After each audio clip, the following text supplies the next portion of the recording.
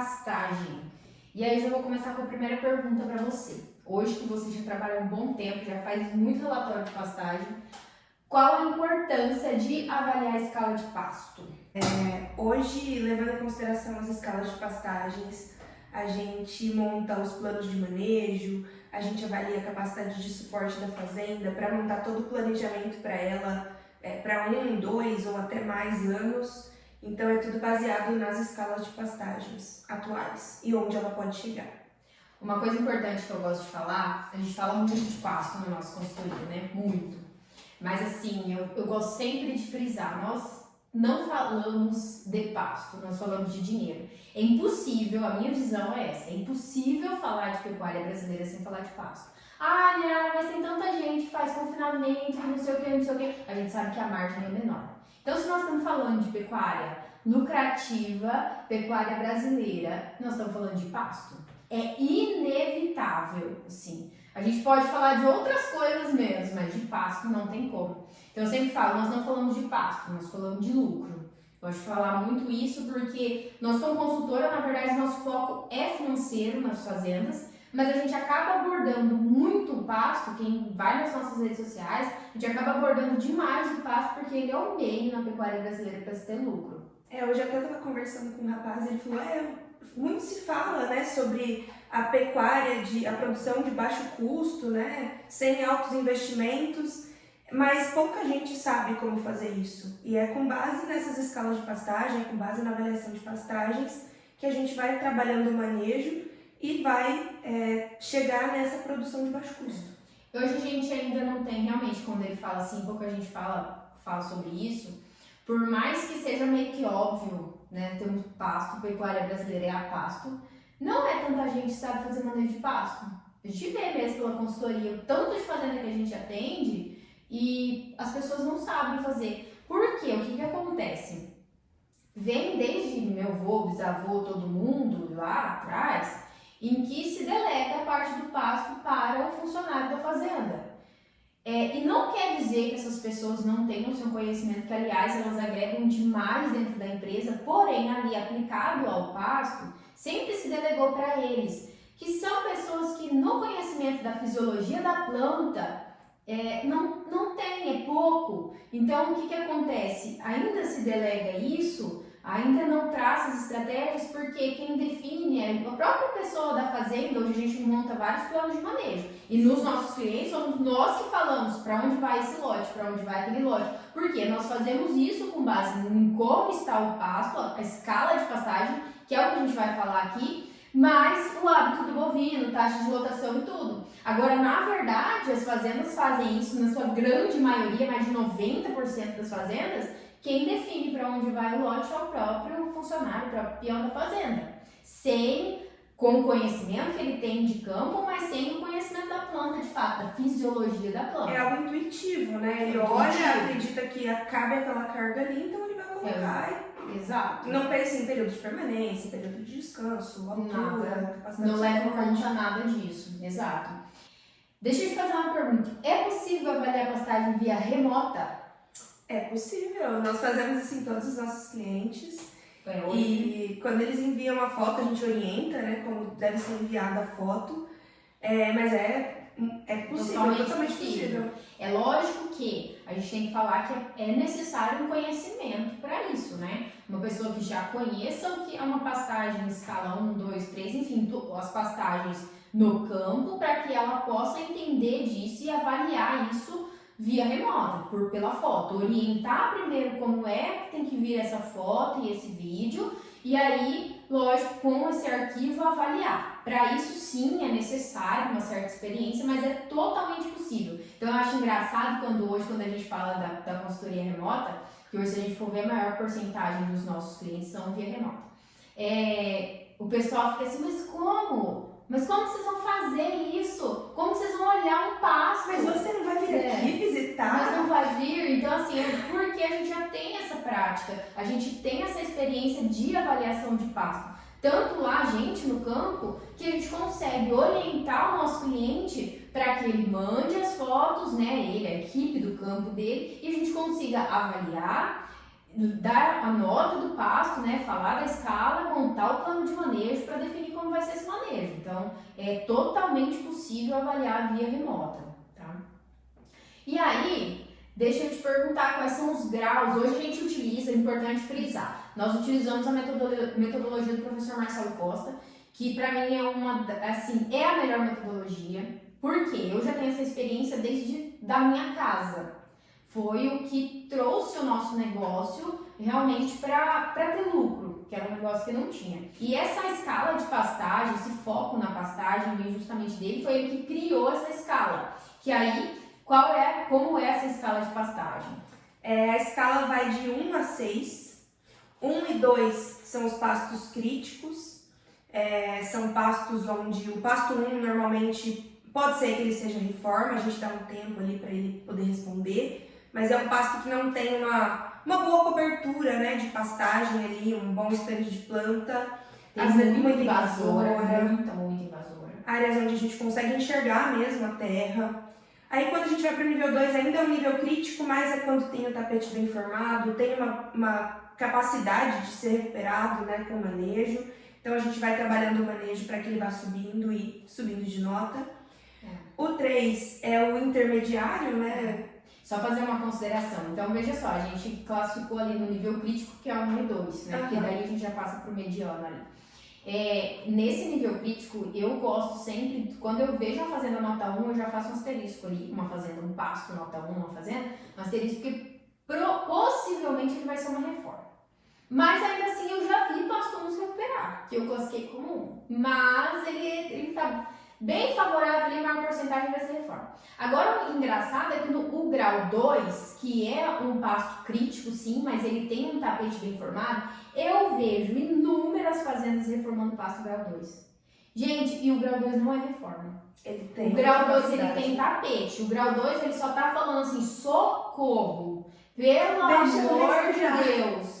Tira essas bocas de mim porque eu preciso respirar. É só isso que ele tá falando. Ele tá muito baixo de fato, né? Ele tem alguma porcentagem ali considerável de planta invasora, mas ele é capaz de recuperar. Só que eu vejo muita fazenda com grau 2. Na verdade, eu falo que a maior parte das fazendas estão no grau 2. Com grau 2 reformando sem necessidade. Dá dó, sabe por quê? Porque eu falo quando eu vejo um grau 2 sendo reformado, é com dinheiro indo embora, assim, sem necessidade. Sem necessidade.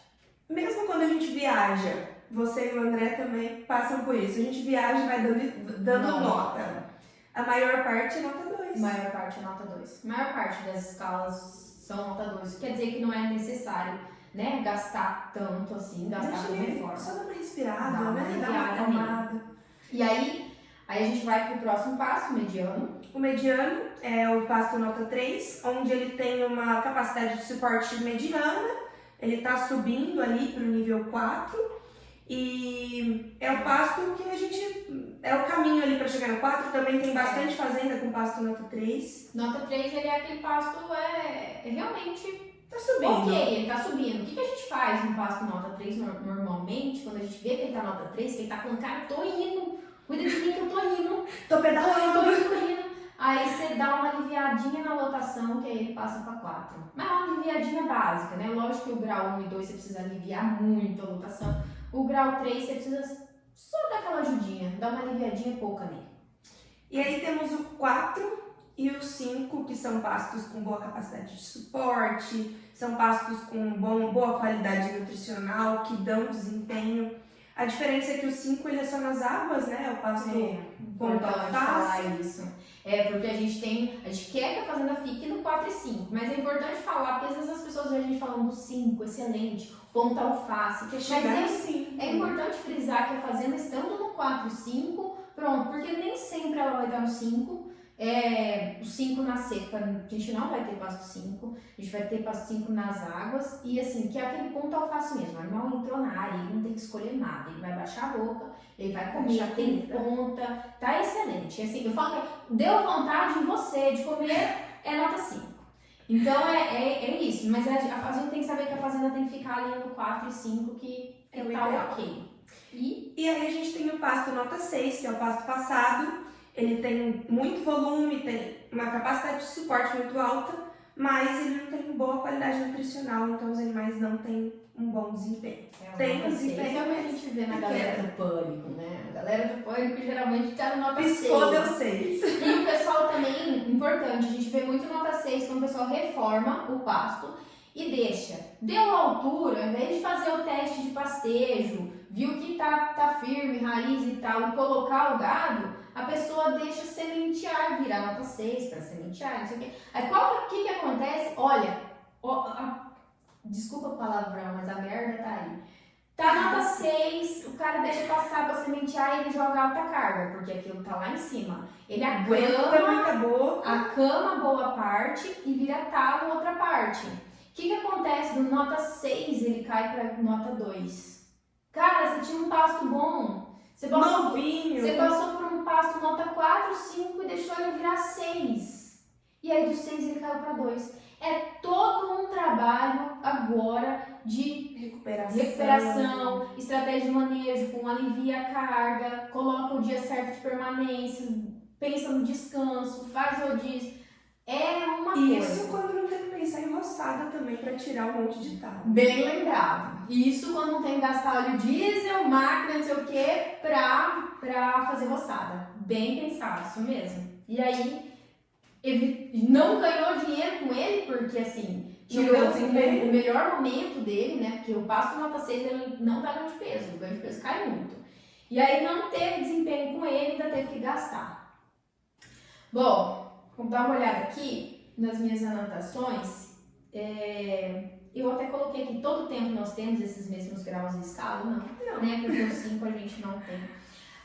E aí me perguntaram esses dias assim, mas você avalia a escala, a mesma coisa na seca? É a mesma nota? Tem do 1 ao 6? E sim, tem do 1 ao 6. Gente, o que muda? O pessoal faz uma tempestade no momento de seca que eu nunca vi. O que muda é que aquela planta, ela tá seca, né? A gente tem uma palhada, ela tá seca, a brotação diminui muito, tá? Tem gente que fala que cessa, não cessa, ela diminui muito, ela diminui consideravelmente.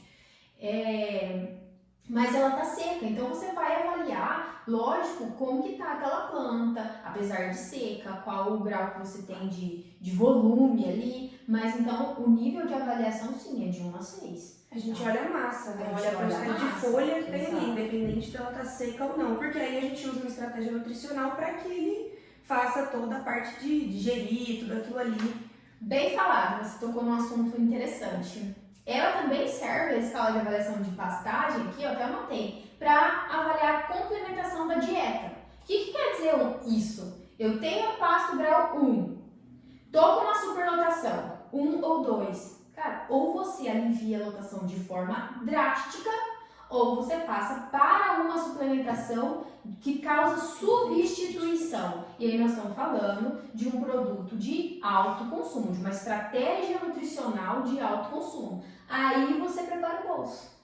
É isso. E aí muita gente encontra essas situações e fala, mas me vende um proteico energético e tal, e quer usar a estratégia, mas na realidade o fundamento é outro, né? Porque assim, a funcionalidade é outra. Adianta a gente com pasto 1 e 2 usar um produto de baixo consumo com alta proteína? Não adianta, gente, porque o proteinado, a função dele é estimular a via de digestibilidade de forma simples, para explicar, aumentar a taxa de passagem que vai dar fome no animal, tá? Para ele comer, estimular ele a comer mais, né? Porque ele tá comendo uma palha, né? O intuito é que ele come uma palha, na verdade, se você tem um grau 1 e 2, na época de seca, ele não tá comendo nada. Nem palha, nem palha, nem nada. Aí você estimula ele para aumentar a taxa de passagem para ele comer mais, mas você não tem comida.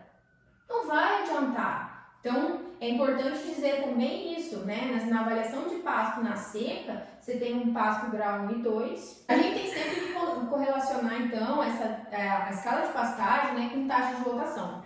Aqui que entra a sacada que impacta o financeiro. Mas para que serve? É só para você traçar um plano de manejo, mandar o gado para lá, o gado para cá. Não, gente. O que eu falo, a gente fala de dinheiro. Isso aqui tá completamente envolvido com a parte financeira. Então, a sacada tá, se eu tenho pasto, se eu estou trabalhando para os meus pastos são grau 2 e 3, subir para 4 e 5, o impacto disso aqui vai ser financeiro. Porque nós estamos falando que uma fazenda que tá a maior porcentagem no grau 4 e 5, ela tem alto GMD e tem alta lotação. Porque também não adianta ter só um ou outro. Eu poderia falar assim, mas então se eu tenho muita massa, eu tô no grau 6, eu tenho alta lotação. Beleza, mas você não tem ganho de peso, não adianta. O giro da empresa não adianta. Então, o pasto, a escala do pasto é diretamente, as estratégias que a gente faz envolvidas para melhorar o pasto, elas estão diretamente envolvidas com a parte financeira. Concorda?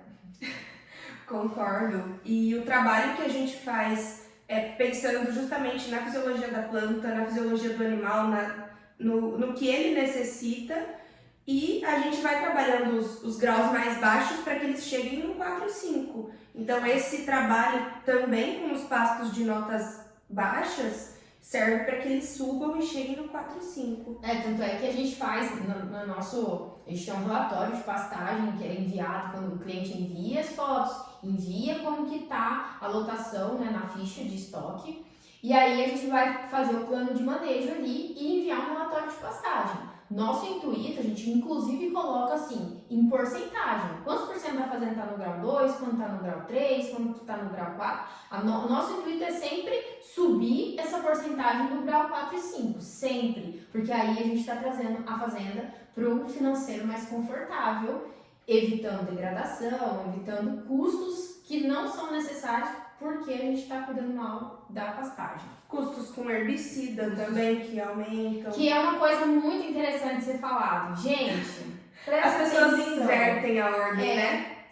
Eles querem matar a praga, digamos assim, falando de forma bem simples ali. Acabar com a praga. Acaba com a praga que o pasto vem. Não, gente. Pelo amor de Deus, cuida do pasto que a praga diminui. Causa competição ali, faz eles brigarem, eles que lutem. Exatamente. Né? E aí, uma coisa importante você falar também. Quem tá região do cerrado, tudo, gente, não fica lutando com a praga, lutando, um dia eu vou acabar com isso, eu não vou ter mais brotação do cerrado. Gente, gente, só se vocês venderem a fazenda, não existe isso. Você vai ter uma certa brotação, tá? Só que o custo com herbicida, o custo com controle de praga, ele diminui muito quando você cuida do pasto. Por quê? Você causa uma competição entre a praga e entre o pasto, né? E aí o pasto vai acabar combatendo um pouco, né? Porque ele tá bem formado, ele tá bem ali para competir com a praga. Agora, quando você tem um pasto, com a raiz dele tá deste tamanho, que é pasto nota 2, nota 2, nota 1, a raiz dele tá desse tamanho, ele não tem capacidade de competir. Vem invasora, vai ganhando espaço. Ele não tem capacidade de competir com a praga, porque ele tá lutando para sobreviver ali. E ele é pastejado e a praga não. Então não invertam a ordem. O negócio é cuidar do pasto para diminuir esse custo com as infestações, tá? A ordem é essa. Não pense que você tem que matar a praga ali, controlar a praga para você ter pasto. A ordem tá errada. E tem uma pergunta que eu acabei de pensar aqui. Quando você entra numa fazenda, faz avaliação de pastagem e tudo mais, e discute as notas, o cliente, ele normalmente foca nas notas boas ou ele vai focar só no 1 e 2? Incrível. Às vezes a pessoa tem 15%, 10% de nota 1, né? Ou 2. E aí o bendito fica só... E aí ele tem, muitas vezes, a gente nunca pega a fazenda no grau 4 e 5. Geralmente é no grau 3, quem tem maior porcentagem de pasto bom. E aí a pessoa tem lá, 80% no grau 3, que ele só precisa fazer uma estratégia de manejo, não sei o que, e subir para 4 e 5. Ele não consegue ver isso. Aí ele foca, o que acontece muito com o pecuarista é isso. Ele foca no grau 1 para reformar, e esquece do grau 3. O que vem acontecendo? Vem caindo nota. O 3 cai para 2, cai para 2, dali a pouco 2 virou 1. E aí ele sempre está focando no grau 1, esquece do 3, ele tem 80, 60, 70% no grau 3, que é assim, ó. É fazer assim com estratégia de manejo e só ver para 4 e 5. Aí ele fica no grau... Aí vem aquela bola de neve, reforma sempre 10%, 15% da fazenda. Sempre. É incrível, mas mas é isso que acontece, a gente vê muito isso. Aham. Sempre o pessoal A foca gente no tá pior. lá dando nota, pô, tá nota 3, legal. Só Mas no- e aquele 1? O que eu Tem faço? um, Quando eu Nayara. vou reformar, Como que a gente vai salvar aí eu falo, ele? esquece. Esquece ele. Deixa eu dar um tempo pra ele, né? Mas é isso, eu acho que essa conversa já faz o pessoal entender um pouco sobre a avaliação de pasto. Entender principalmente que pasto é dinheiro, gente. Pasto é dinheiro. E é lucro, na verdade, né? Exatamente. E voltamos na próxima semana com o próximo podcast. Agora a gente não vai parar. Nós Agora vai paramos, ser frequente. nós paramos algumas semanas, mas Mandem- não vamos parar. Mandem sugestões. Mandem de sugestões, conteúdos. verdade. Mandem sugestões de conteúdo.